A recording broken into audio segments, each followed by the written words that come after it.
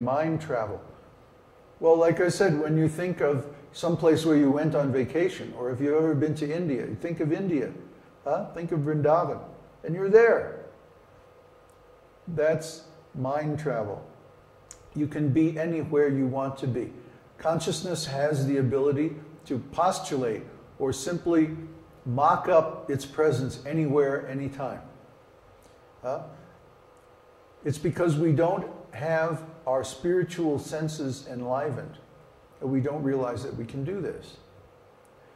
The body is like a covering. It's stated in Bhagavad Gita, the soul is covered by the material energy like a fire covered by smoke. So when there's too much smoke, you can't really see the fire. Similarly, when our natural consciousness becomes too covered over by material energy, it's hard for us to see. But any little kid, remember what it was like when you were a little kid? You could imagine stuff and it was like real? Well, you can still do that. You just have to uncover your original consciousness. And then you think about Krishna, and Krishna is there. Every kid has an imaginary friend. Well, I have news for you. That friend's not imaginary. That's super soul. And he is the friend of every living entity. He says that right in the scriptures. We can revive this consciousness by purifying our original spiritual consciousness of all the material coverings. Like taking the smoke away from the fire. You put some new fuel on it and build it up, and then it burns clear and bright. So there's lots of questions. What's it? Like Uddhava says, when we have 15 people, what is it going to be like? Boink, boink, boink, every second. New questions. So what are they saying? There's the other question from America before we change topic. What is it? About the rapture. The rapture, okay. The rapture is an idea, or I should say an interpretation of some Christians of the Revelations, Book of Revelations. Personally, I don't know what to make of the Book of Revelations. It reads like a narration of an acid trip or something. It's really far out. You know, I mean, maybe that guy was out in the desert eating some weird cactus or something. You know, I don't know. It doesn't make any sense to me.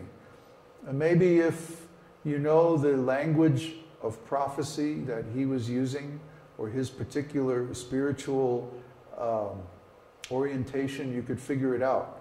But I think it's one of those things that's kind of lost in antiquity, what the real meaning of it is. So it's become a way for people to read in any kind of meaning they want.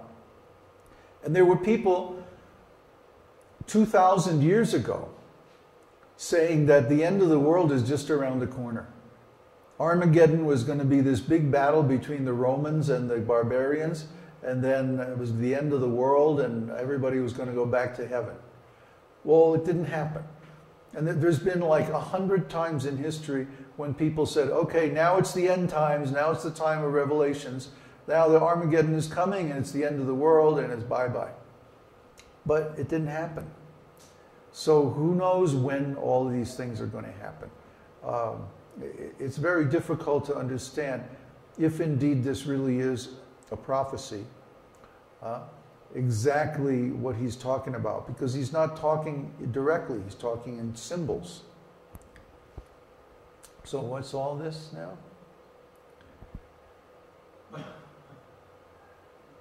Yeah, thanks for answering that question, Neville. That's an easy one. Is it explained in the Vedas how to make a car? John, it's explained how to make an interstellar spaceship out of flowers, okay? But you have to search it out. You have to use the facility that we have on the site to research the Vedas yourself. I can't do all this for you. If you're curious about something, you go look it up, okay? Do the work. It's too occult. What's he talking about? About the Book of Revelations. The Book of Revelations. Yeah, it's hidden knowledge. It's only for initiates of that school. We don't belong to that school. We belong to the Vaishnava school. What's that? No, the green glass. What is it? Everybody hates this glass. I don't understand. It's horrible. It's just a nice bright green color, you see? Okay, I'll get a new one. I have to go downtown anyway.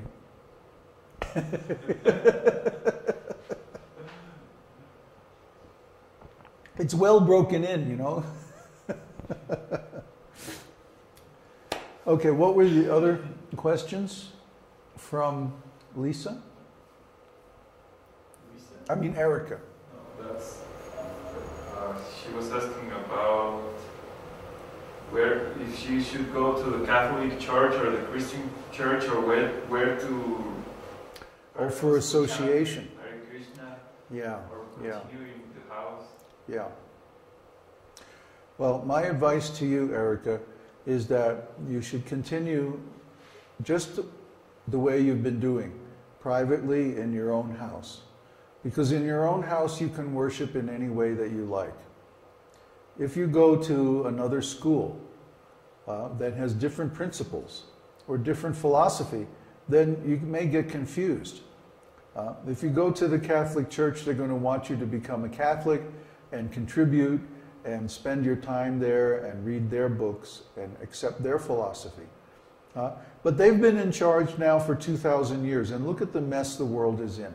Have they really done a good job? I don't think so. It's time for something new. Let's try following the Vedas for a change. The Catholics made the Vedas a secret. The Catholics tried to cover up, for example, the fact that Jesus was a vegetarian. Jesus was the leader, or one of the leaders, of the Essenes. And the Essenes were always vegetarians. So how can they say that Krishna ate fish, or that Jesus ate fish, or that Jesus ate meat? That's nonsense. He was an Essene. The Essenes were strict vegetarians. They were mystics.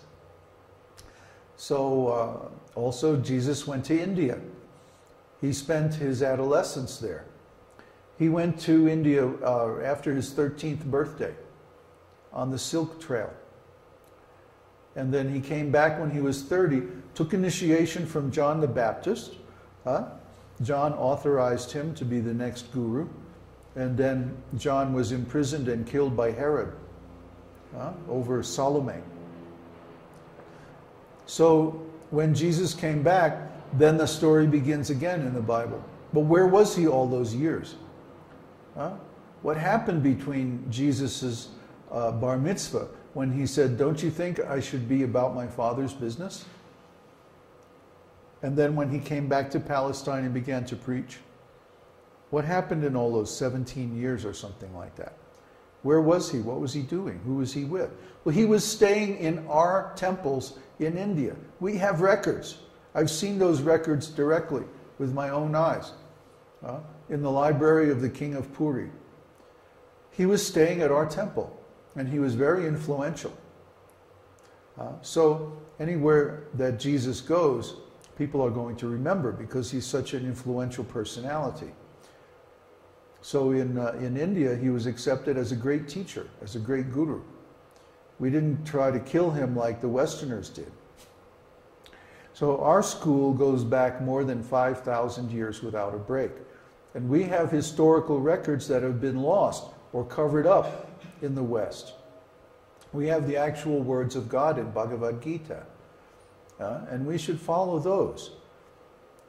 That means we don't usually mix with people of other schools. Or if we do, we only do to teach them. We have no need, actually, to make a large number of converts or anything like that. That's not what we're doing. But our mission is to pass down this knowledge without distortion. That's our purpose. That's why we're here. And that's why we're going to so much trouble to present these video conferences and so on. What is it? What is Brahma? In what context, John? Did he not gain some cities? No. He already had all the cities.